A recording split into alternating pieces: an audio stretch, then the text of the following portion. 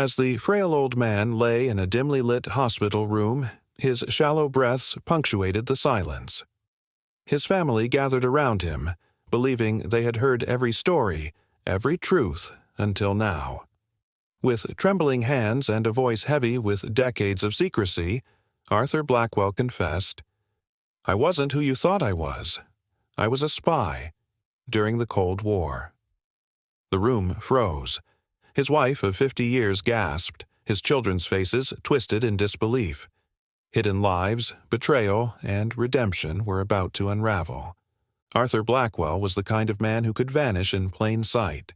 His plain features, soft-spoken demeanor, and modest clothes made him unremarkable, perfect for the life he never intended to lead. Born in the small town of Everstone, Arthur was the eldest of 3 siblings and the dutiful son of a factory worker and homemaker. His life seemed destined for quiet simplicity, but destiny had other plans. In 1952, during his final year at university, Arthur's path took an unexpected turn. It was the height of the Cold War, and paranoia about communist infiltration ran high. Arthur was studying international relations, a pragmatic choice to escape his family's financial struggles. One rainy afternoon, a man in a sharp suit approached him in the library. The stranger introduced himself as Mr. Garrison, and his presence was both commanding and unsettling. "You've been recommended for something extraordinary," Mr. Garrison said without preamble. "Tell me, Arthur, do you believe in serving your country?" What followed was a conversation that changed Arthur's life.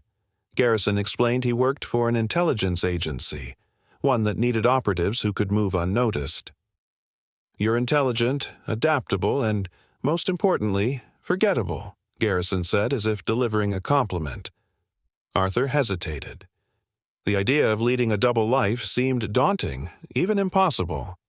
But the allure of purpose, coupled with patriotism, drew him in. After weeks of interviews, psychological evaluations, and intense vetting, Arthur was accepted. He was sent to a secluded facility for training that pushed him to his limits. He learned to crack codes, handle firearms, and master the art of disguise. Most challenging was the training in deception. Arthur had to learn to lie effortlessly, even to those closest to him. "Your life will be a performance," his instructor warned. "You'll live in shadows, and shadows don't have families." Arthur's first assignment sent him to London, posing as a businessman to infiltrate a group of suspected communist sympathizers. To his family, he framed his sudden relocation as a promotion in the corporate world. They were proud, never suspecting the truth. In London, Arthur lived a solitary life, attending meetings and filing detailed reports for his handlers. His work was precise and efficient, leading to key arrests. But as successful as he was, the loneliness gnawed at him. Over the years, Arthur's missions grew more dangerous. He traveled across Europe, adopting countless identities and learning to navigate the fine line between trust and betrayal. By the early 1960s, he had become one of the agency's most reliable operatives. His most perilous mission sent him to East Berlin to infiltrate a Soviet intelligence network. The operation was a success, but at a great cost. Arthur witnessed betrayal, executions, and the haunting aftermath of his decisions, scars he carried silently. Back in the U.S., Arthur sought stability. In 1967, he met Margaret, a schoolteacher with a kind heart. For a brief moment, he considered leaving the agency. But the Cold War was far from over, and he knew his skills were still needed. He married Margaret and built a life with her, all while maintaining his secret. To Margaret, he was a businessman who traveled often. She never questioned his absences or the shadow in his eyes. Balancing his roles as a spy, husband, and father became a delicate dance. Arthur missed birthdays, anniversaries, and family milestones, all while convincing himself it was for their protection. The lies became second nature, but the guilt lingered. He yearned for normalcy, but the agency demanded total commitment.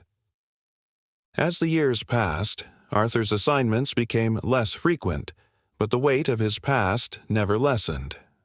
By the time he retired, he had become a master of compartmentalization, locking away the pain and secrets of his work. But no lock was strong enough to hold them forever.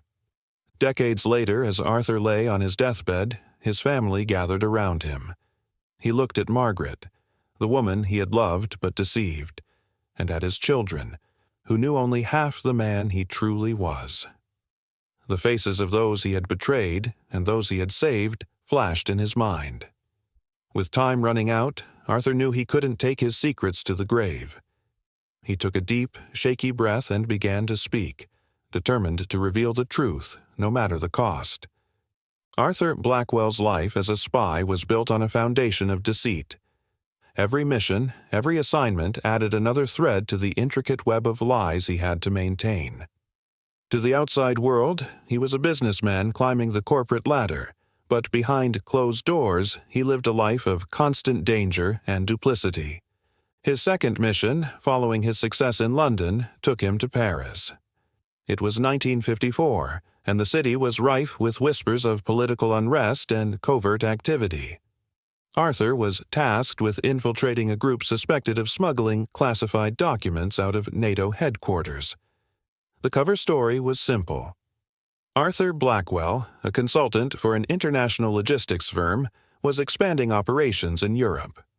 It was a believable narrative, and Arthur delivered it with calm confidence. In Paris, Arthur rented a modest apartment in the Marais district. The flat was sparse but functional, equipped with just enough to maintain his cover without drawing attention. His days were spent mingling with locals, attending gatherings, and building connections.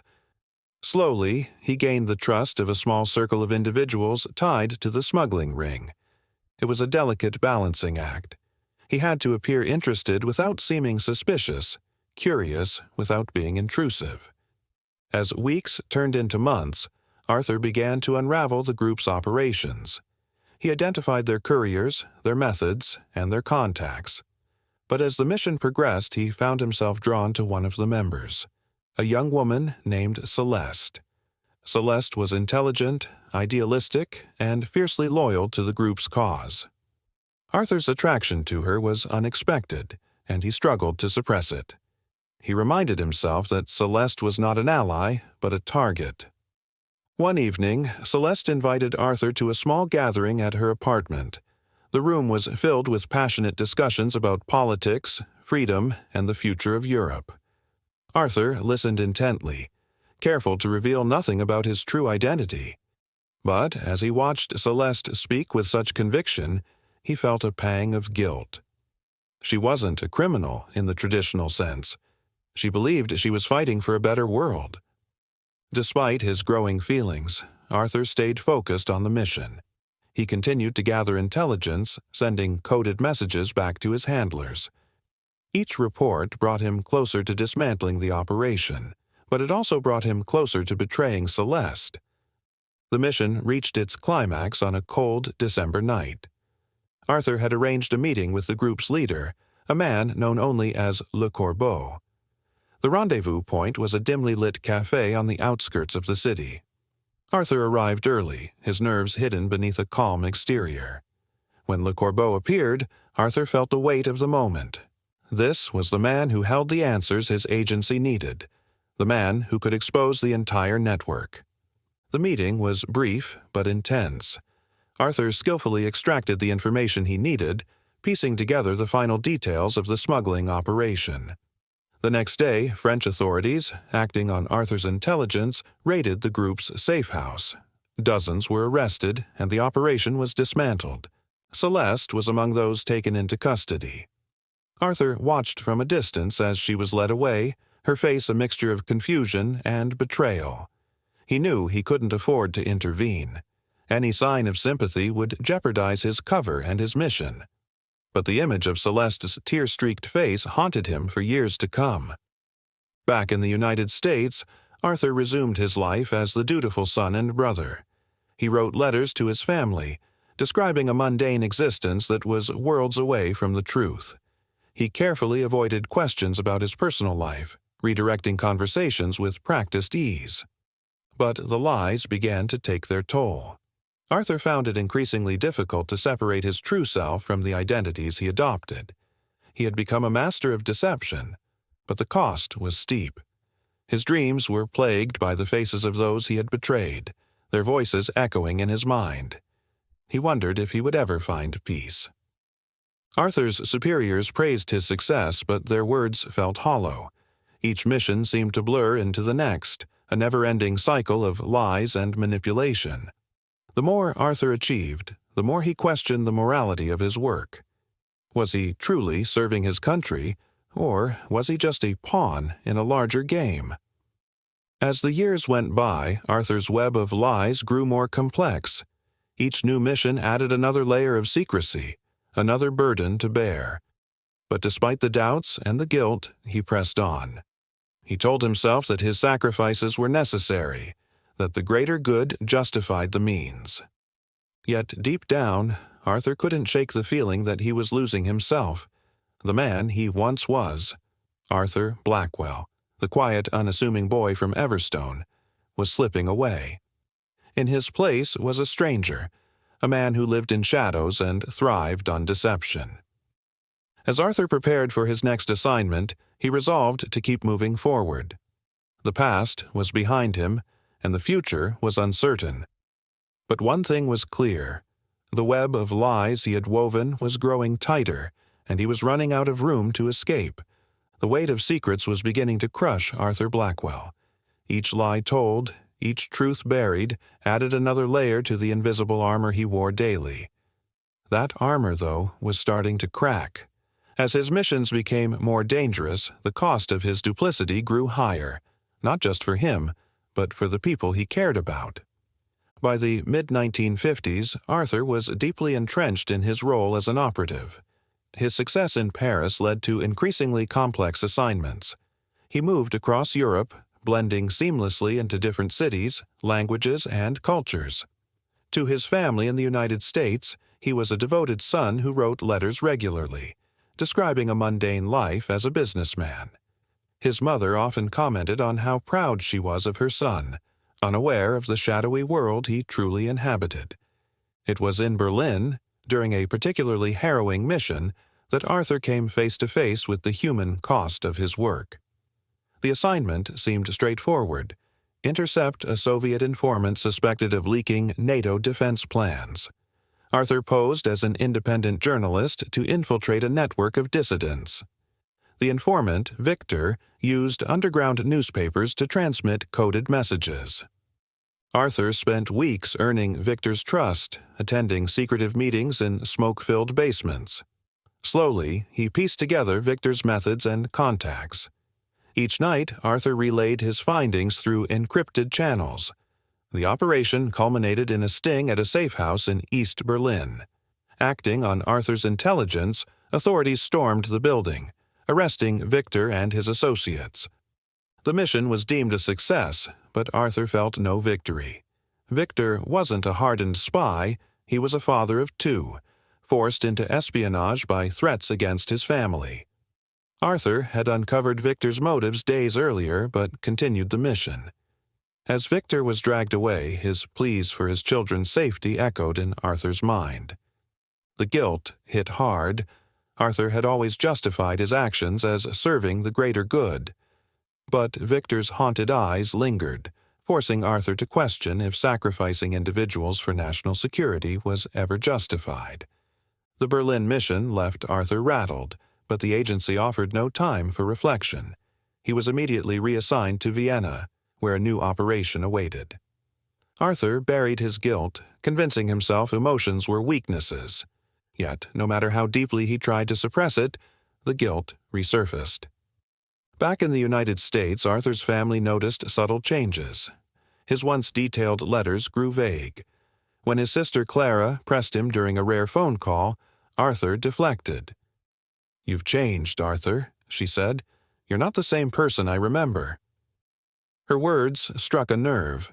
Arthur realized his web of lies wasn't just isolating him from strangers, it was alienating him from his family. The physical toll of Arthur's double life also began to show. Sleepless nights, anxiety, and constant fear of exposure left him exhausted. He developed stress-related migraines, which he dismissed until collapsing during a mission in Budapest. The agency's doctor prescribed medication, but the incident was a stark reminder of his fragility. Arthur's work demanded unwavering loyalty, yet his conscience became harder to silence.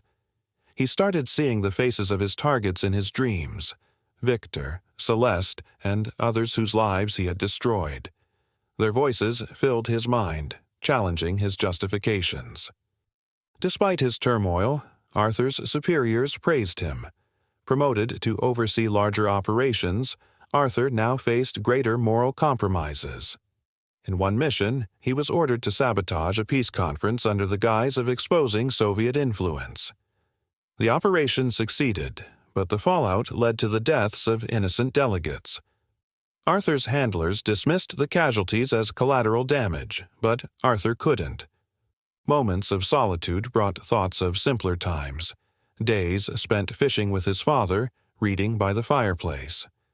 Those memories felt like relics from another life, fragments of a person he no longer recognized. Arthur wondered if he could reclaim that version of himself, or if the man he had become was all that remained.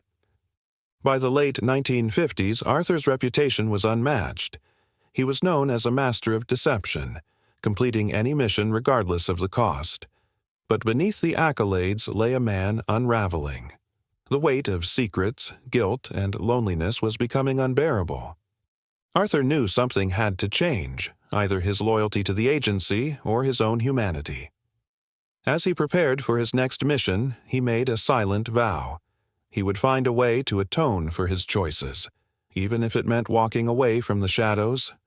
But deep down, he feared the cost of redemption might be more than he could bear. Arthur sat alone one evening in a small Vienna cafe, his mind racing with questions. Could he escape this life?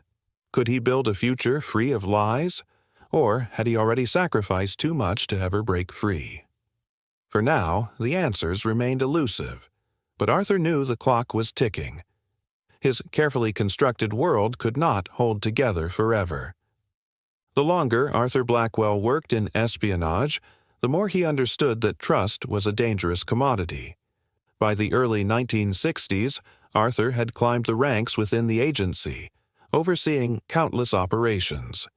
But nothing prepared him for the discovery that one of their own had betrayed them.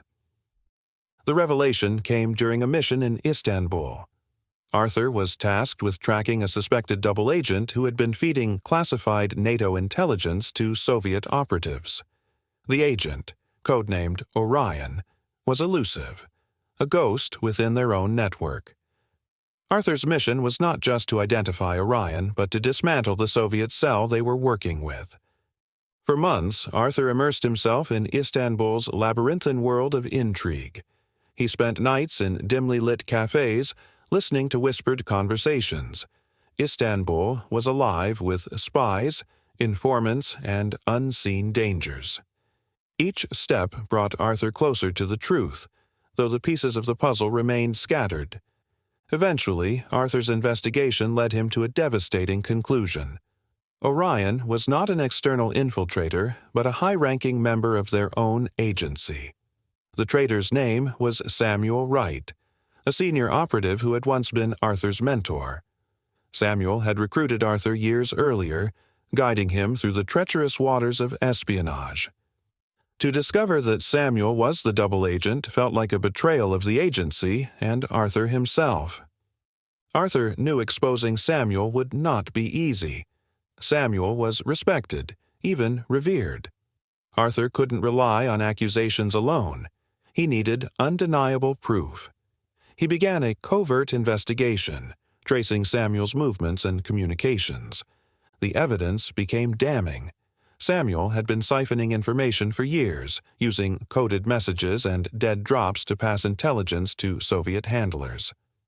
Arthur worked tirelessly, piecing together the threads of Samuel's treachery until he had a complete picture.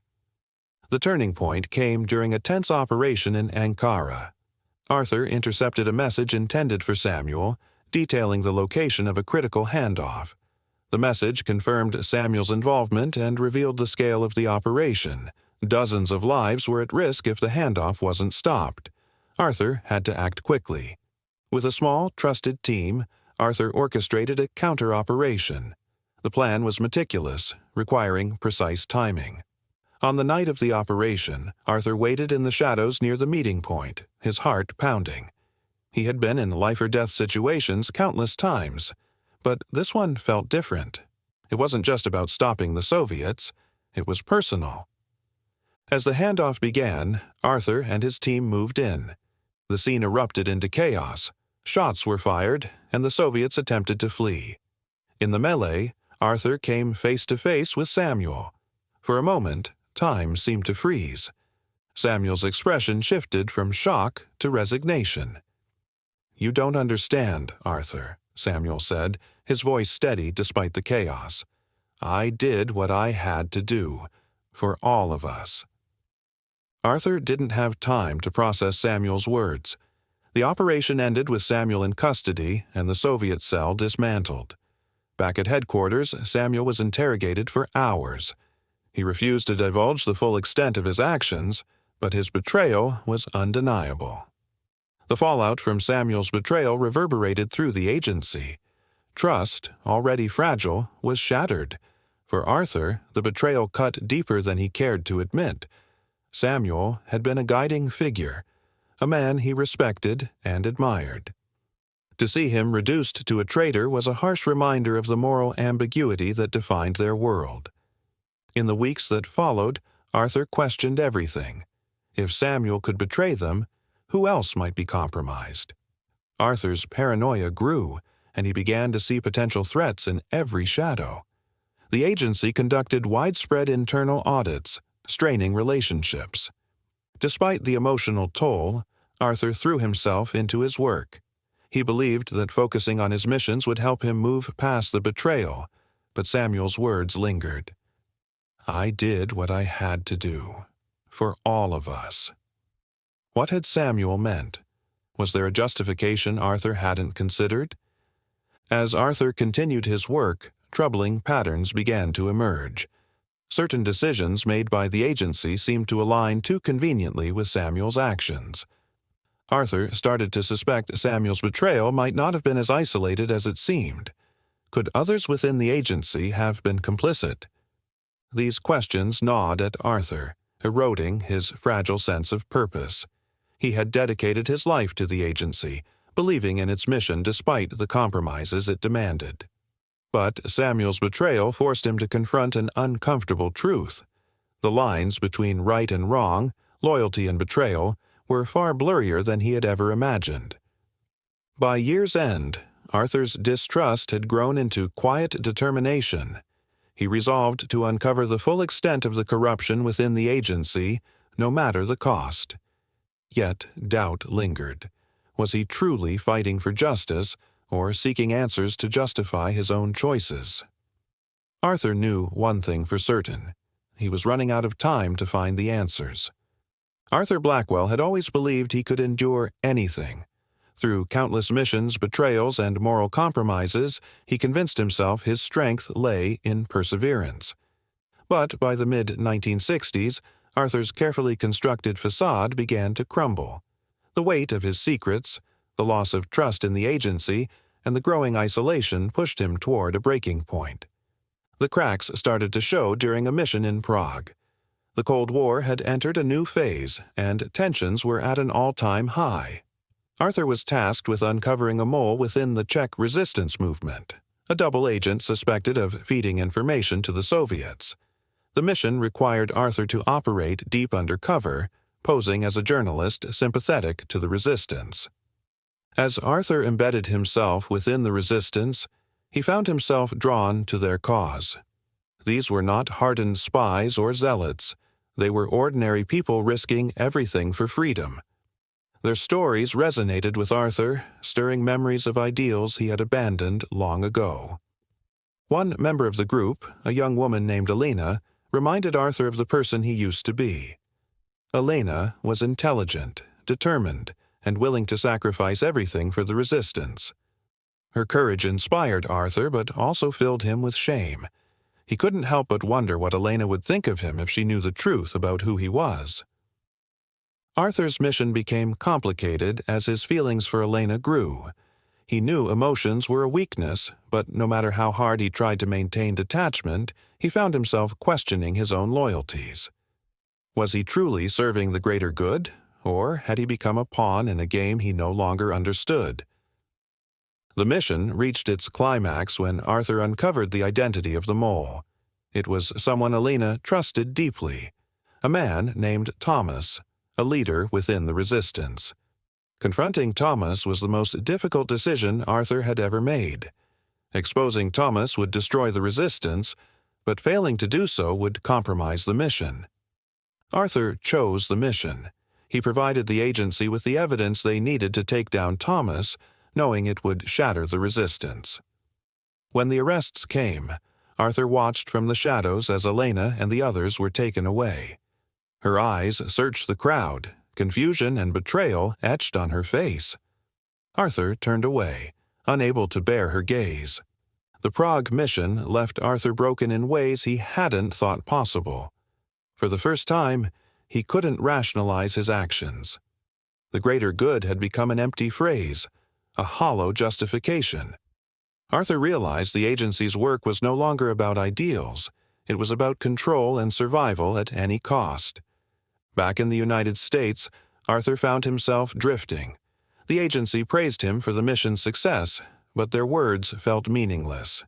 He avoided his family, unable to face their questions or their love. The lies that once came easily now felt like chains, binding him to a life he no longer recognized. Arthur began drinking heavily, seeking solace in the haze of alcohol. But the memories of Prague haunted him, refusing to be silenced. He dreamed of Elena's face, her final moments before being taken away. He saw Tomas, his expression a mix of defiance and despair. Arthur's guilt consumed him. The breaking point came during a mission in Vienna. Arthur was tasked with intercepting a Soviet operative carrying sensitive intelligence. It was a simple operation, one he could have executed in his sleep. But as Arthur approached the operative, he hesitated. The weight of his guilt and disillusionment paralyzed him. The operative escaped, and Arthur's failure jeopardized the entire operation. The agency was furious. Arthur was summoned to headquarters where his superiors demanded answers. Arthur said nothing. He had no excuses, no explanations. For the first time, he considered walking away. But he knew the agency would never let him go. Not truly. He had seen too much, done too much. His life belonged to them, whether he wanted it to or not. In the weeks that followed, Arthur withdrew further. He performed his duties mechanically, going through the motions without conviction. The man who had once been the agency's most trusted operative was now a shadow of his former self.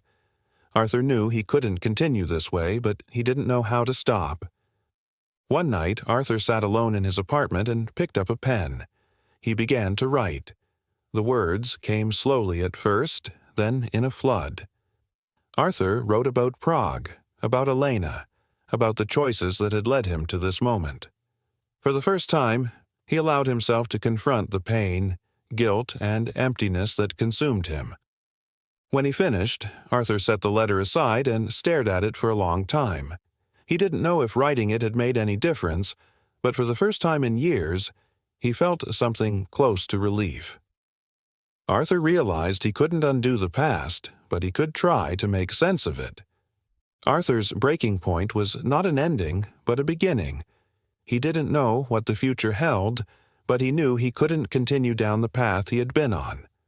The man he had been was gone, but in his place was someone who still had a chance to make things right. Arthur Blackwell had spent a lifetime in shadows, his existence defined by secrets, lies, and sacrifices. By the late 1960s, he was a man burdened by the weight of his past, teetering on the edge of despair. But somewhere within him, a spark of hope remained, a belief that it was not too late to seek redemption. Arthur's journey began with a letter. the one he had written late at night, pouring out his guilt, fears, and regrets. What started as catharsis became a plea for forgiveness, not for himself, but for those he had wronged. He wrote to Elena. Though he had no way of knowing if she was alive or if the letter would reach her, he needed to try. He mailed the letter to an old contact in Prague, entrusting it to fate. While he waited for a response he wasn't sure would come, Arthur made a decision. He would leave the agency. It was a choice fraught with danger. The agency didn't allow operatives to simply disappear. Arthur knew that leaving meant becoming a target, but he couldn't continue to live as he had. Arthur began laying the groundwork for his departure. He erased traces of his identity, severing ties with the agency. By the time he was done, Arthur Blackwell was a ghost, a man without a past or future. For the first time in years, Arthur felt free, but freedom came with burdens. Alone and adrift, he struggled to find purpose. Redemption was a lofty goal, but Arthur quickly realized he didn't know how to achieve it. He had spent so long taking lives, destroying trust, that he no longer knew how to build anything meaningful. Arthur's search for redemption brought him to a small village in Italy, nestled in the hills of Tuscany. The village was quiet, untouched by the chaos of the Cold War. Arthur found work as a handyman, fixing roofs and helping the villagers with daily tasks. It was honest work, far removed from the intrigue of his former life. For the first time, Arthur experienced moments of peace. It was in the village that Arthur received a response to his letter. Elena was alive. Her reply was brief but powerful. She wrote of her time in prison, the years spent rebuilding her life, and the pain of betrayal. But she also wrote of forgiveness. "I don't know if I can ever fully understand why you did what you did," she wrote, "but I know that holding on to anger will only destroy me. I choose to forgive you, not for your sake, but for mine." Elena's words shook Arthur to his core. Her forgiveness was something he hadn't expected. It was a lifeline, a chance to let go of the guilt that had consumed him. Arthur wrote back thanking her for her kindness and offering to meet if she was willing. Months later, Arthur and Elena met in a cafe in Prague. The years had changed them both. Elena's fiery determination had softened into quiet strength, while Arthur's sharp gaze was now filled with weariness. Their conversation was cautious, filled with pauses and tentative words. But as they talked, the barriers between them began to dissolve. By the end of the meeting, Arthur felt a sense of closure. Elena didn't absolve him of his actions, but she gave him something far more valuable: understanding. She told him that while he couldn't change the past, he could still choose the person he wanted to be moving forward. Inspired by their meeting, Arthur decided to dedicate himself to helping others. He returned to Italy and began using his skills to aid those in need. He worked with refugees fleeing war-torn countries, using his knowledge of smuggling routes to help them find safety. Arthur didn't see himself as a hero. He knew his actions wouldn't erase the harm he had caused, but he felt he was making a difference. Over time, Arthur became a trusted figure in the village. The villagers knew him as a quiet, kind man who always lent a hand. He never spoke of his past, but his actions spoke volumes. Arthur found solace in small moments, watching the sunrise, sharing a meal with friends, and knowing he was doing something good, no matter how small. Years later, Arthur received a letter from Elena. She shared news of her family, her children, and the life she had built after the resistance. She thanked Arthur for the courage to confront her past and for showing her that forgiveness was possible. The letter brought tears to Arthur's eyes. It reminded him that even in his darkest moments, he had managed to spark light in someone else's life. In his final years, Arthur reflected on the life he had lived. He knew he would never fully escape the shadows of his past, but he also knew he had done his best to make amends. On his deathbed, surrounded by the few people who cared for him, Arthur felt peace. He had spent his life in the service of others, and though his journey had been fraught with pain, it had also been filled with grace and redemption. As he took his final breath, Arthur thought of Elena, the people he had helped, and the man he had finally become. For the first time in decades, he felt whole.